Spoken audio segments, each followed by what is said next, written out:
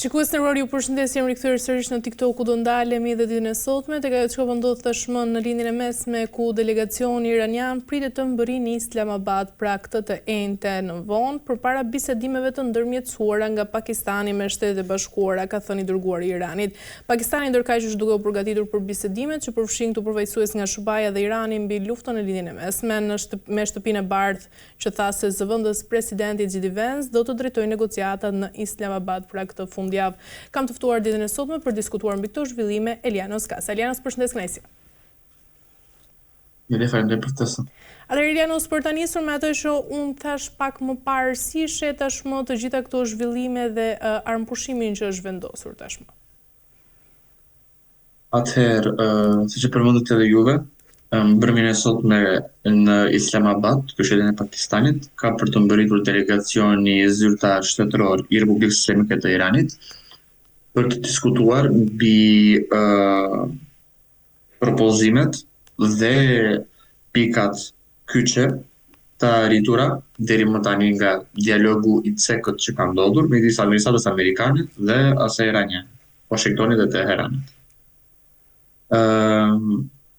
Nga pala iraniane, me sa është raportuar prej Agjencisë Shtetërore Iraniane të Lajmeve dhe prej lajmeve ruse, ka fort skepticizëm për këtë takim, pra nuk është se ka pritshmëri të larta, le të themi, pasi ne dim që dialogu ishte përpara fillimit të këtij konflikti të armatosur, pra para sulmit të koordinuar izraelito-amerikan, kishte dhënë shenja shumë pozitive, i zhvilluar për rezultatit të Omanit fillimisht dhe më pas në Zvicër. Ne dimë që kur filluan bombardimet e Izraelit kundër Teheranit, delegacionet amerikane dhe iraniane sapo ishin në Gjenev dhe kishin arritur në deklarata shumë pozitive për mediat. Pra që një gjë përbashkër ishte gjetur, ishin gjetur pika të përbashkëta, ishin gati një lloj propozimi i formuluar për të dyja palëve, dhe që mund të vendosë stabilitetin midis marrëdhënieve. E njëjta gjë po kërkohet edhe sot të arrihet, ndosë siç e thash nga ana iraniane ka fort skepticizëm, nga ana amerikane ka fort presion për të arritur këtë, më shumë se sa dëshirë, pasi ne dimë që prej ngushëllisjes së Hormuzit, ekonomia botërore ka hyrë në një krizë të thellë energjetike, ndosë shumë dhe akoma nuk po deklarojnë hapja e rezervave, putja, vendosja e limitimeve dhe shpallja e një gjendjeje gatishmërie në disa vende për mbrojtjen e infrastrukturës energjetike tregon që kjo është shenjë krize. Nuk është diçka, me thënë që mund të merret lehtë siç mundohet administrata amerikane ta promovojë, se është një gjë kalimtare që ndodh shpesh, ka ndodhur, do ndodhi. Pra, për ta përmbledhur, takimi nuk është se është diçka që po vijnë prej dëshirës, po vijnë më shumë për të dyja palët të detyruara. Irani në sakt nuk është fort i detyruar pasi ai është duke fituar në fushë betejë. Por ne dimë që kostot në njerëz, kostot në infrastrukturë, kostot në, le të themi, në materiale janë fort të larta për Iranin, si ashtu edhe për SHBA-n. Lufta për amerikanët është duke vajtur gati $1 miliard amerikan në ditë, pa përmendur infrastrukturën energjetike dhe operacionin miliona dollarësh që u zhvillua së fundmi para 2-3 ditësh, ku ata munduan të trishin prej Iranit 2-3 pilotë që kishin mbetur për goditjen e një helikopteri. Pra, gjitha këto kanë sjellë që ky takim në Islamabad të jetë jo vetëm fort i rëndësishëm, por të ketë edhe një miksim midis opinioneve dhe pritshmërive të larta dhe jo të larta. Xhidi Vance ditën e djeshme ka qenë në Budapest, në mbështetje të kryeministit Viktor Orban, pasi jetu nga Erezian për 2 ditë. Dhe besohet që është diskutuar edhe tema e Iranit, ku Hungaria mbështet anën amerikane. Gjithsesi, se çfarë impakti ka pasur ana hungareze, pasi hungarezët janë edhe fort neutrale në politikën e jashtme. Ata mund mbështesin amerikanët, por vijojnë të kenë marrëdhënie të ngushta ekonomike politike me Iranin, ashtu si le të themi ata pjesë të Bashkimit Evropian dhe NATO dhe ka marrëdhënie të ngushta me Republikën Bullore të Kievit dhe Federatën Ruse. Kështu që se çfarë impakti ka pasur kjo vizitë në Budapest, dhe çfarë është diskutuar e tjerë, kjo mbetet për të parë mbrëmjen e sotme, ndoshta jo, por në ditën e nesërme, kur të bëhet takimi i parë i samitit Iran-Amerikan, Dhe do të shikohet se çfarë pozicioni ka përmbajtur amerikanët, nëse ata do të më në fund të çlirohen nga kjo, le të themi, korniza ku Izraeli ka futur dhe do arrin që të kenë një marrëveshje e cila sipas pikave të parashitura për të dyja palëve do të jetë shumë, le të themi, e komplikuar për të gjetur një gjë të përbashkët. Pasi si amerikanët, si iranianët në planet e tyre të paraqitura, se e keni parë, janë fort me kërkesa shumë, le të themi, absolutiste. Pra ne kërkojmë këtë. Iranianët kërkojnë reparacione madje, gjë që amerikanët se kanë bërë asnjëherë të japin reparacione mbrapsht as për Irakun, as për Sirinë, as për Afganistanin.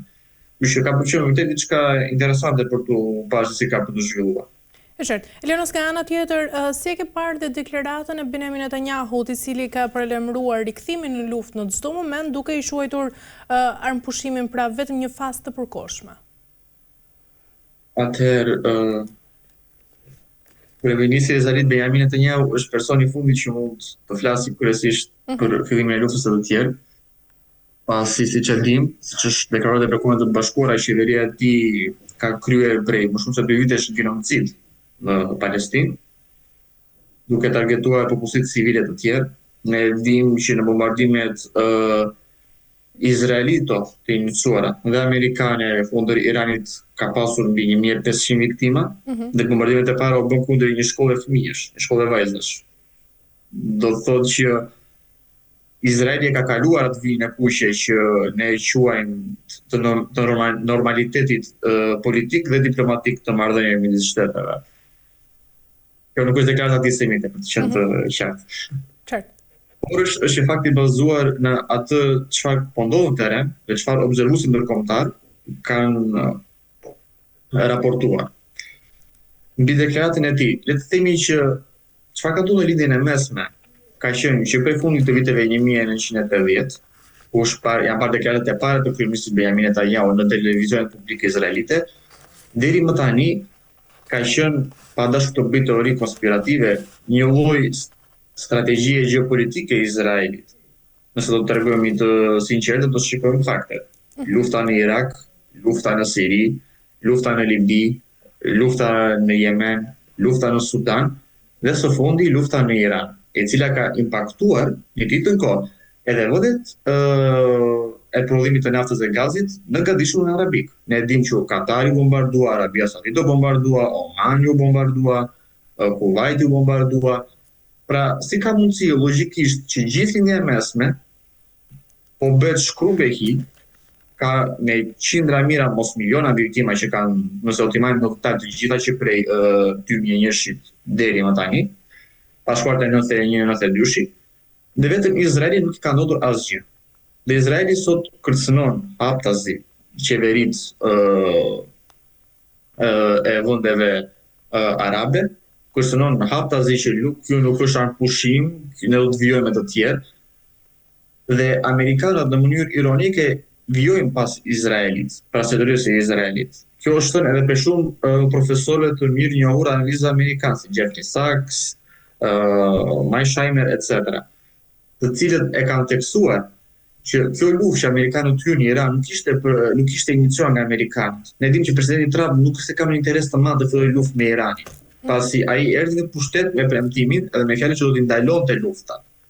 Nuk ishte për të filluar konfliktet të gjera. Ndërsa sot Amerika ka ngresur në një Vietnam të dytë. Është e hapur.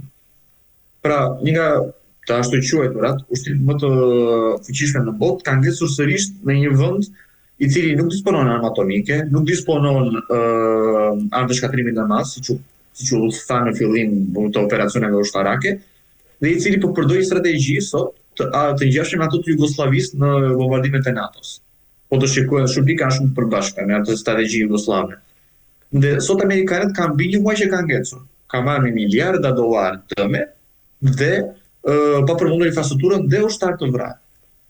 Pra, konkluzioni i cili është, për sa kohë që Izraeli vijoi me këtë lloj retorike, siç edhe ju e përmendët, me këtë lloj kërcënimesh, paqë nuk ka për të pasur.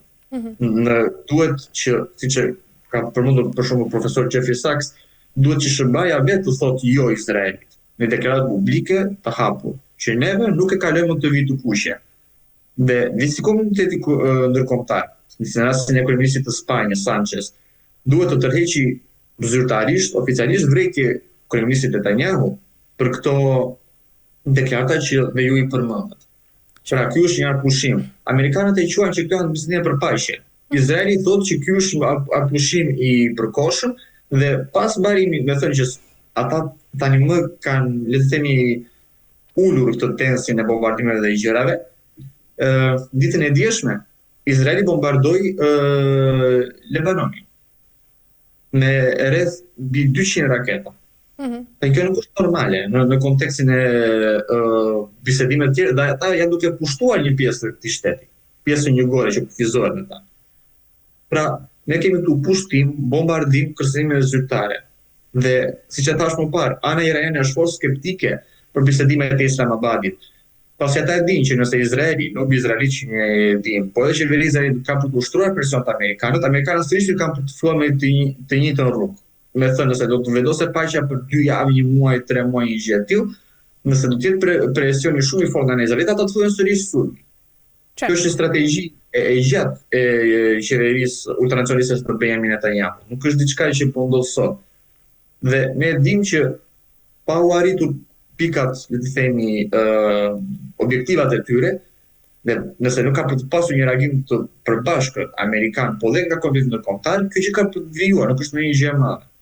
Dhe si që dim, në Evropë sot askush nuk i interesohet për këtë. Nëse shikojmë edhe protestat kanë rënë në tempin e tyre, askush nuk po i përmend. As në Bashkimin Evropian, as në vendet jo Bashkimit Evropian, klasën evropiane si Norvegjia do të jetë, as në SBA, as në Kanada, as në Korenë e Jugut, të gjithë flasin vetëm për gazin e çmimeve, por nuk i përmend njëri viktima që po ndodhin. Dëmet infrastrukturore, ose për shembull kërcënimin e presidentit Trump, i cili tha që do të ka për ta zhdukur totalisht një nga civilizimet më të vjetra në historinë e globit. Mirë, Elianus, nga ana tjetër, se i përket edhe sërish mbylljes së ngushticës së Hormuzit nga ana e Iranit, e cila sigurisht vë në pikpyetje të gjithë armëpushimin mes SBA-s dhe Iranit, si e ke parë dhe mendon se ka ende hapësirë për kontroll të kësaj situate? Atë mbi situatën e ngushticës së Hormuzit që quhet. Deri tani më ngushtica bio të bëhet e mbyllur pjesërisht, jo totalisht. Si që dim, ka pasur lëvizje prej anijeve kineze, që janë lejuar të kalojnë, dhe atyre ruse, dhe së fundi ka pasur edhe prej atyre franceze, nëse mos gabohen. Irani ka dakordsuar, ose mësa ka propozuar për një taks prej $2 milion amerikan, për kalimin e anijeve, për anën amerikane, mos gabohen, por ngushtica vijon të përdoret në një farë mënyre, por është shumë e rrezikshme. Pasi ne kemi parë që kur anijet amerikane kanë kërkuar të hyjnë me forcë, ato janë bombarduar me dron dhe është thënë edhe që iranianët po e minojnë detin rreth ngushticës. Për madje vendet arabe, si Arabia Saudite, Katari e të tjerë, janë duke kërkuar për rrugë le të themi të ndryshme për të përcjellë gazin me anë të tubave që mund ta çojnë deri në detin e Kuq në një farë mënyre. Pra po kërkojnë rrugë alternative. Në lidhje me ngushticën, deri më tani ajo është pjesë e bisedimeve, është pjesë e pikave të planit të bisedimeve nga të dyja anët. Amerikanët kërkojnë hapjen e saj pa kushte, iranianët kërkojnë që të ketë garanci edhe të paguhet $2 milion, diçka më shumë se $2 milion për të hapur ngushticën, gjithsesi kjo vetëm për të parë. Në ka për të pas dakordsim për një çmim të ndërmjetëm, ose do të ketë një lloj, do të jetë një lëshim nga anës iraniane të tjerë. Impaktin e dim që ka qenë katastrofal, sidomos në Azi, sot Kore, Jugut, Japonia, Tajlanda e të tjerë kanë hapur rezervat e tyre të naftës. Në mos gabohem, në Kore të Jugut çmimi ka filluar të ndjetë edhe në anën e eksportës së ushqimeve, që është impaktuar fort për tyre, rritjes së produkteve të naftës dhe transportit të tjerë. Kina është ende e balancuar në këtë aspekt për shkak të dërgesave që ata marrin nga Rusia, ne e dim, nga fuqia e Siberisë dhe fuqia e Siberisë 2 që kalojnë, dhe nga Azia Qendrore sigurisht. Evropa është impaktuar fort.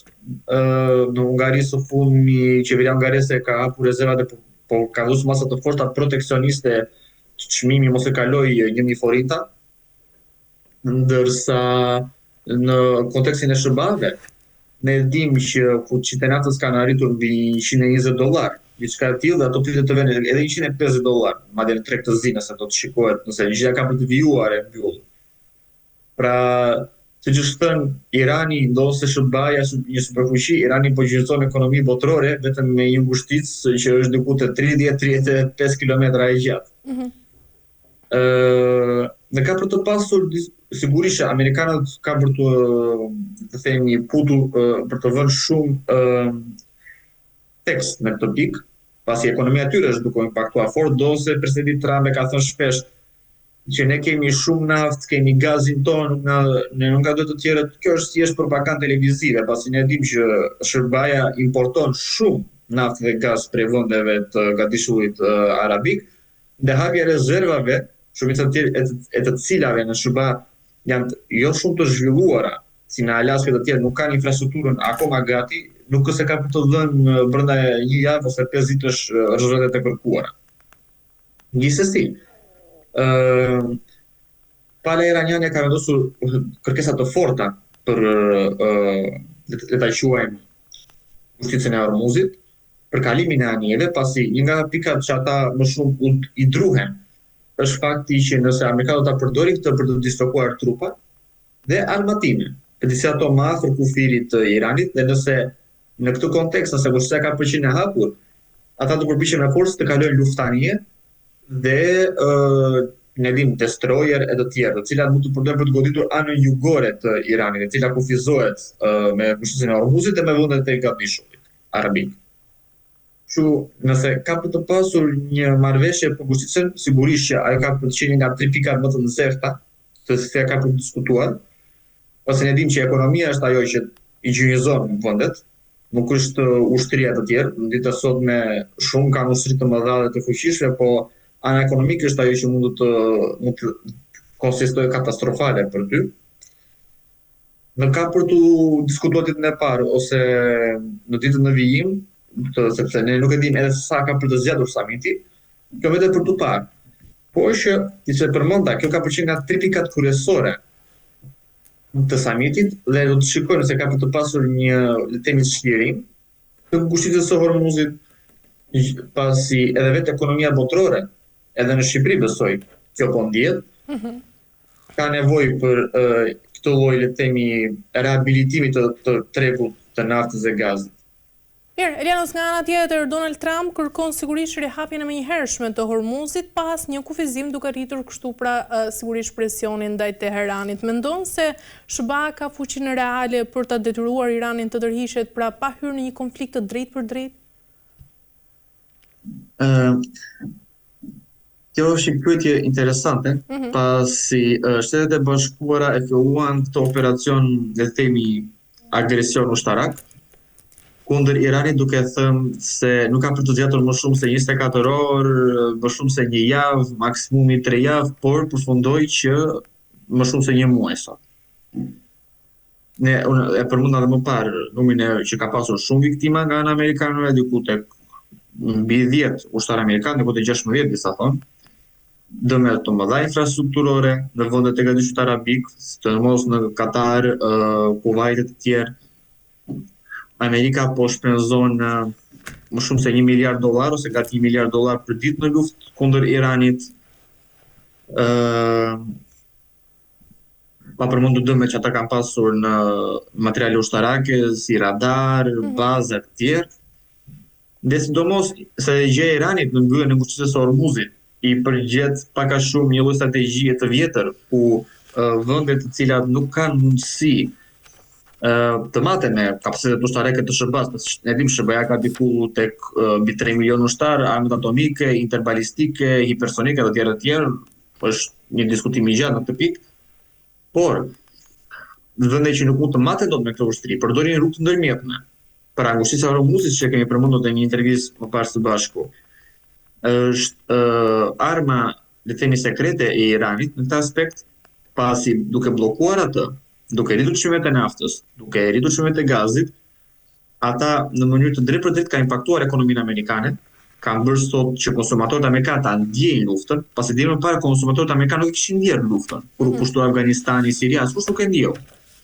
Pasi gazi, nafta, gjitha vinin, tregtia ishte normale, madje pati edhe rritje ekonomike, pasi industria e armatimeve, ushtarët me pagesë të tjera gjitha patën një lloj impakti në ekonomi. Pozitiv, ku mund ta quajmë kështu, ekonomi militariste. Por kësaj radhe, me bllokimin e ngushticës, rritjen e çmimeve të naftës dhe gazit, rritjen e kostove të transportit dhe sigurisht impakti i tyre në tregun ushqimor që thash dhe Korea e Jugut, që është një vend shumë i largët në Azi Veriudhore e po e ndjen fort sot këtë. Dhe gjitha këto kanë bërë që konsumatorët amerikanë ta ndjejnë peshën e luftës, ta ndjejnë atë që nëse ti sulmon një vend i cili ka një pozicion kyç dhe ekonomia e tij ose kapacitetet e tij mund të jenë kërcënuese për ty, atëherë kjo ose është e pa planifikuar mirë, ose është thjesht një aventurë ushtarake e nisur pa një qëllim. Pasi ne dimë që sot nëse ngushtica e Hormuzit është e mbyllur, nëse çmimet e naftës janë të mbyllur, po janë arritur në shifra të papara më parë deri më tani, duke thënë $120 gati $150 amerikan për fuqi. Nëse çmimet e gazit janë arritur gati dyfishuar, nëse ekonomia botërore sot, sipas Bankës Botërore, ka hyrë është në prag në sakt të hyrjes në një inflacion edhe në një regres, i cili supozohet që mund të jetë deri në 0.2%. Minus 0.2% ka përqen impakti në zhvillimin ekonomik botror dhe një rritje të madhe të inflacionit global. Flasim ekonomik. Nëse ti sot ke shumë vende që kanë arritur janë në le të quajmë protesta popullore, por edhe në gjendje krize si Indonezia, le të flasim, ose Tajlanda, të cilat janë impaktuar fort prej krizës së naftës dhe gazit, pasi ato kryesisht e blenin në vendet Gëdeshut Arabik. Pra të gjitha këto janë rezultat i ngushticës së Hormuzit dhe nëse do ta shikojmë atë, rezultat i operacioneve ushtarake amerikano-izraelite, të cilat në vetë nuk kanë një qëllim. Presidenti Trump mund të kërcënojë sot, mund që të thotë që ka për ta zhdukur nga faqja e dheut, ka për ta bombarduar, ka për të dorë armët atomike, ndoshta ne nuk e dimë se çfarë ka për të thënë, pasi është vështirë ta ndjekësh presidentin amerikan se çfarë thotë gjithkohës. Pasi është shumë aktiv në media sociale. Por impakti i cili ka për qenë, a duhet vërtet ky eskalim të vijojë? A duhet vërtet gjëja të shkojë deri në të farpike? Dhe edhe nëse gjëja shkon në të farpike, kush e garanton, kush jep garancinë që nëse ne hapim ngushticën e Hormuzit me forcë, kjo ka për të rregulluar çmimet. Ne dimë që çmimet nuk do të rregullohen. Gjithë e dimë. Ka për të pasur në lëvizje në treg, por çmimet nuk kanë për të rregulluar. Pasi ne dimë që kur çmimet rriten, nëse nuk ka ndryshime të fortë nga shtetet, ato do të vijojnë të ngelen o të njëjta, nëse ka vajtë 120 do ngelen 120, pasi vendet e luftës, vendet në lindjen e mesme janë akoma në luftë me njëra tjetër. Shumë prej industrive të naftës dhe rafinerive të tjerë janë të bombarduara. Irani ka bombarduar ose Izraeli ka bombarduar, nuk e di kush po bombardon, nuk është akoma i qartë. Në Katar, Arabi Saudite e të tjerë. Pra të gjitha këto nuk se kanë nëse na hapim ngushticën me forcë, diçka kanë për të kthyer sa për mbyll syt mirë e bukur.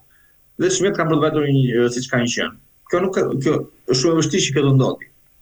Gjithsesi, siç e përmenda, e gjitha ka për të parë në diskutimet e paqes, le të themi të paqes, është fjalë e madhe, ku diskutimet e dialogut midis JD Vance dhe reprezentuesve të qeverisë iraniane në Islamabad ditën e nesërme, dhe njëkohësisht ka për të parë edhe se sa le të themi dëshirë ka për të pasur për të dyja palëve që të arrijë një marrëveshje. Pasi nëse entuziazmi mungon, nëse ka për të pasur skepticizëm dhe mosbesim për të dyja palëve, diskutime të tilla ka qenë nga 2022 deri tani midis delegacioneve nga vendet evropiane dhe amerikane me Federatën Ruse, dhe kjo gjë po të mbi 4 vite.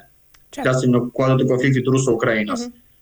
Dhe siç ka treguar historia, amerikanët gjithmonë e kanë pasur këtë që janë zhytur në lufta të thella derisa kanë gjetur diçka që o e ka shkatruar fare një rajon, o e ka ndarë, o e ka kthyer në një luftë të ftohtë, siç u bë me luftën e Koreas, luftën e Vietnamit, në lindjen e mesme sot ose Afganistani. Kështu që nëse ky ka përqenjë Afganistani dytë, duke filluar me Hormuzin, pasi duhet një stimul, Hormuzi është stimuli sot.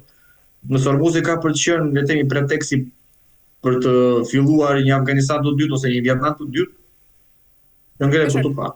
Elianos, ka ana tjetër, presidenti Shërbaz Donald Trump ka shpërsuar gjithashtu retorikën ndaj NATO-s pas një takimi që pati me sekretarin e përgjithshëm Mark Rutte, duke akuzuar aleatët se nuk i kanë qëndruar pranë Shteteve të Bashkuara pra gjatë luftës ose konfliktit që pati me Iranin.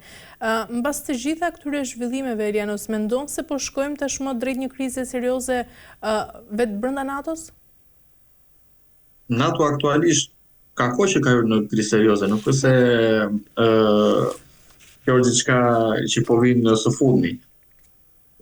Prej vitit 1990, NATO e ka humbur pak a shumë qëllimin e saj deri së fundmi, pasi ajo supozitisht një aleancë për mbrojtjen e demokracisë, vlerave të rëndimore të tjera kundër Bashkimit Sovjetik. Bashkimi Sovjetik sot nuk është më. Rusia ka një qeveri konservatore, nacionaliste, e cila është shumë me vlerë ortodokse të tjerë. Pra, nuk është se ne them këto vlera pak a shumë të ngjashme ato perëndimoret që kanë qenë dikur, jo më sot. Dhe ne dimë që NATO deri së fundmi ka qenë e angazhuar në konflikte që s'kanë qenë pjesë e Evropës. Nuk ka pasur një, le të themi, impakt në Evropë. Ne dimë që NATO ka qenë në Afganistan, NATO ka qenë në Libi, NATO ka participuar në operacione ushtarake në mënyrë indirekte që kanë suportuar Shtetet e Bashkuara në Irak e të tjerë. Pra, në një farë mënyrë NATO ka humbur prej kohësh atë legitimitetin që ishte për të mbrojtur civilizimin evropian, Evropë perëndimore të tjerë. Nëse do të vinë ditët e sotme në krizën që po ndodhet presidenti Trump,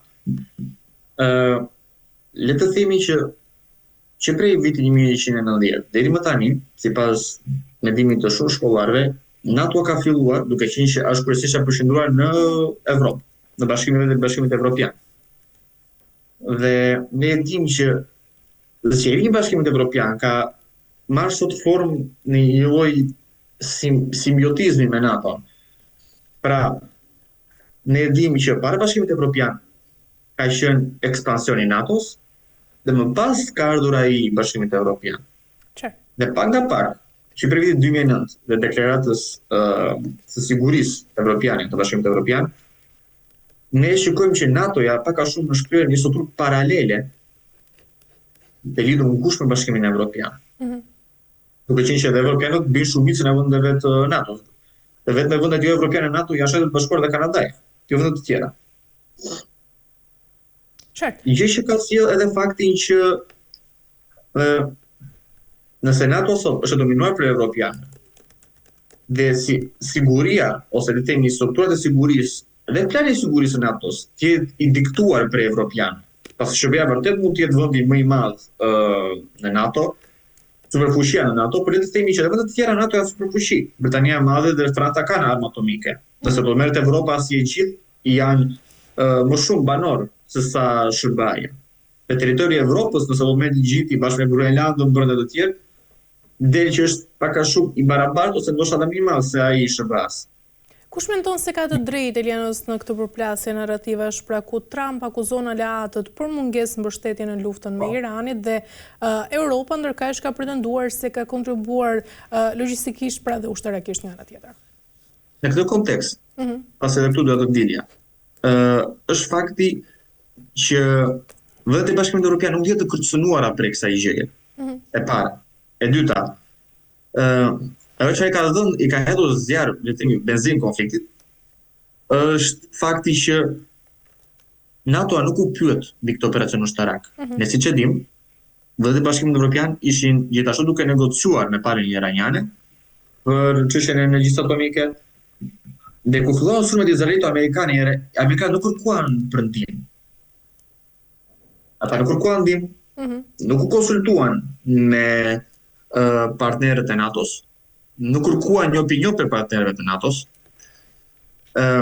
Presidenti Trump, në një farë mënyrë, në deklaratat e tij u duk madje sikur ndose Amerika është ajo që pak shumë e hodhi themelet e NATO-s, vijon akoma të ketë atë mentalitetin e bllokut lindor, siç bën Bashkimi Sovjetik, unë e them dhe ju e bëni. Pra, konflikti vajti mbi një javë, unë kam këtë situatën, tani do futeni dhe juve që ta zgjidhim këtë çështje që ka dalë ose këtë papritur. Gjë nuk punon kështu, nuk funksionon kështu. Ne kemi parë që nga bashkëpunëtorët e NATO-s, për shembull si Shqipëria, Slovenia ose Maqedonia e Veriut, kontributi është totalisht zero, pasi ne nuk kemi flot, nuk kemi forca ajrore, dhe ushtrit tona nuk janë të mëdha. Pra, diçka që këtu gjë e parë që nuk del në rregull.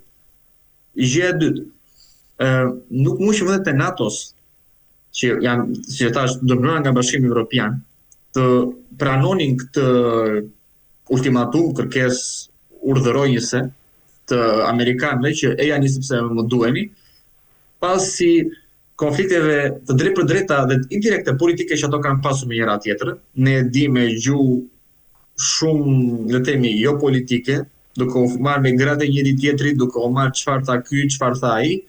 Ne thonë u bën pak a shumë dallavere pazari, sa flasim në gjuhë jo formale. Dhe sidomos pas kërcimeve të presidentit Trump që do të përdorte forcën për të aneksuar Groenlandën, një pjesë integrale e territorit të Danimarkës, e cila është në Bashkimin Evropian dhe në NATO. Pra, një vend i NATO-s kërcënon një vend tjetër të NATO-s do t'i okuponte territorin. Dhe më pas një jave, ky vend që kërcënoi thotë ja më ndihmo pasi unë jam gjë të keqe. Por kur të mbyllim këtë situatë, Groenlanda prap do kthehet në fokus të diskursit tonë. Pra, kjo nuk është normale. Dhe nga ana logjike kjo nuk është normale, dhe nga ana politike është totalisht jashtë, nëse më të quajmë jashtë çdo norme të dialogu diplomatik. Pra, a ka për të agravuar konflikti? Konflikti ka agravuar. Ne dim që NATO nuk ka pranuar të hyjë. Shumë dhe të NATO-s flasim si Slovenia, si Spanja, si Turqia, që janë dhe partnerë kyç nga pozicionin e tyre strategjik, që ka sidomos Spanja në Gibraltar edhe Turqia në linë e mesme, kanë refuzuar zyrtarisht të participojnë në këtë luftë amerikane, të iniciuar për izraelitë, siç e thash, dhe njëkohësisht kanë refuzuar që territori i tyre të përdoret për këtë luftë. Spanjollët nuk pranuan që avionët amerikanë të niseshin prej bazave të tyre, në Turqia njëkohësisht ka pranuar që bombardimet me raketa të tjera të përdoreshin për territorit të tyre. Pra të gjitha këto, sigurisht që janë shenja që konflikti ka agravuar. Diskutimi i jashtëm me Mark Rutten sigurisht nuk ishte diçka e çuditshme, nuk duhet pritur si diçka e jashtëzakonshme. Ne mund të shikojmë deklaratat publike që sot po ndodhin midis krerëve të disa vendeve kyç të NATO-s, si Britania e Madhe, Franca, Spanja, Turqia, Polonia, Gjermania të tjerë, dhe presidentit amerikan, kështu që a është gjendja në pikë kritike. Unë nuk do të thosha që është në pikë kritike. Unë do të thosha që është kryesisht ende në fazë agravimi e sipër, dhe nëse ka për të shkuar deri në atë pikë, Trumpi nuk e tërheq dot në Amerikën nga NATO. Duhet aprovimi i Kongresit për këtë gjë. Dhe ose ka kërcënuar. Ka thënë nuk na duhen alat të tillë të tjera. Ai mund të tërheqë trupat amerikane dhe financat amerikane, pesat amerikane nga Evropa, po, atë kanë në dorë. Po që është një hap shumë i largët për të marrë, pasi ai ta gjuhet edhe për Groenlandën, po trupat amerikane lejohet të bëhen të dislokuara në Groenland. Kështu që nuk duhet unë mendoj që nuk duhet të marrë shumë drejt për drejt ose shumë realiste. Pasi që thash, presidenti amerikan poston 20, 30, 50, 100 postime në ditë në Twitter, kështu që shumë prej tyre askush edhe mediat amerikane nuk i kanë në fokus. Qartë. Por sa e do të thonë kjo Elianos për ta mbyllur? Vetëm për ta mbyllur. Po. Por, ajo që ka për të ndodhur është fakti që Aleanca NATO-s ka për të pasur një ristrukturim të fortë pas këtij konflikti, le të themi midis elita dhe politikët të NATO-s, dhe le të themi që Aleanca ka hyrë në një fazë mosbesimi midis njëra tjetrës. Pra, evropianët ne kemi parë në ristrukturimin e tyre që kanë thënë që NATO-ja e dislokuar në Evropë duhet të përgatitet për çdo lloj skenari dhe madje ne dim që sot po flitet edhe shumë fakti që NATO është një organizatë e cila është shumë komplekse dhe fort le të themi jo stabile në kontekstin se nuk e dim kush do të vi president në Amerikë, edhe nuk mund të ngelemi të gjithë në dorën e një presidenti i cili mund të bëjë dhe gjëra mund të shkojë më larg se Trumpi. Kështu që ne dim që sot po hidhet edhe fjala për ushtrinë evropiane, e cila ka përfshirë një paralele në NATO-s, dhe nëse kjo ndodh që ka për të formuar një ushtri evropiane, atëherë aty po mund të flasim që NATO-a është në prag të shpërbërjes.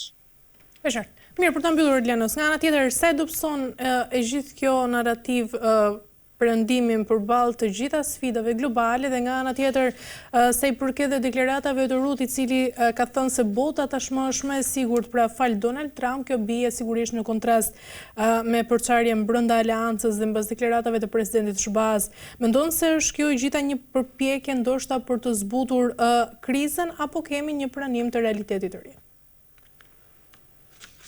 Atëherë, sa larg mund të shkojnë gjërat? Fillimisht, siç e përmenda, nëse ky konflikt, ky diskurs, kjo le të themi krizë politike brenda NATO do të vijojë më tej, dhe evropianët do të vijojnë në planin e tyre për formimin e ushtrisë evropiane, NATO-a nuk ka për ta patur të gjatë, tregojmë të sinqert. Pasi nëse evropianët sot dhe amerikanët do të jetë ndarë për vlerave morale objektive politike, siç ata janë, do të thellohet më shumë në të ardhmen, atëherë ne dim që aleanca të tilla nuk parazgjasin. Do të thënë ka për të pasur konflikt, në mos një eskalim ushtarak si nesër në Groenlandës. Në krahun tjetër, bota sot ka hyrë në atë që ne i quajmë një fazë tranzicioni për një bote unipolare të establishmuar pas rrënjës së Bashkimit Sovjetik në vitin 1990-1991. Dominuar prej perëndimit, siç e dim, kulturës evropiane, vlerave perëndimore të tjerë, në një botë multipolare. Me rritjen e superfuqive të reja si Republika Popullore e Kenës, India, Brazili, Nigeria, Afrika e Jugut dhe së fundmi prej vendeve të kuartetit të BRINC, që unë e kam përmendur më parë, Rusisë, Bielorusisë, Iranit dhe Koreas së Veriut, të cilat janë duke përdorur forcën aty ku vendet si Kina, India përdorin ekonominë, të thyer këtë le të themi rend tabu i cili ka qenë dominuar për më shumë se 20 vite prej perëndimit dhe për të establishuar një botë multipolare e cila përfshin faktorë të ndryshëm dhe respektimin e zonave të sigurisë. Pra ajo që ne quajmë regionalizim. Një superfuqi ka një zonë sigurie dhe askush nuk do hyjë në to. Siç ka qenë në bllokun lindor pak a shumë. Bashkimi Sovjetik kishte vendet e bllokut lindor, askush nuk do hyjë në to. Ne dimë çfarë do në Hungari, në Çekosllaki, askush nuk do hyri. Pasi kjo ishte zona sovjetike. E njëjta gjë ishte për amerikanët, që ishte zona evropiane perëndimore. Në të cilët sovjetikët nuk durhënin. Gjithsesi kishte shkëmbime, luft spionazhi të tjerë, që e cila po ndodhet edhe sot për shembull, midis bllokut të BRINC në Euroazi dhe bllokut Euro-Atlantik në të dislokuar në Bruksel, Strasburg edhe Washington.